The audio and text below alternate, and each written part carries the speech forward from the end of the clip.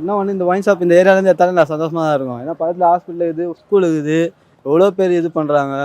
Wine shop எடுத்தால் சந்தோஷமாக தானே இருக்கும். சந்தோஷம் தானே ப்ரோ. இல்லை அவர் ஆட்சி வந்து அவர் எல்லாமே பண்ணுறது தானே சொன்னார். அது சந்தோஷம் தானே. நானே என் தளபதி தான் ஓட்டு போட்டேன்.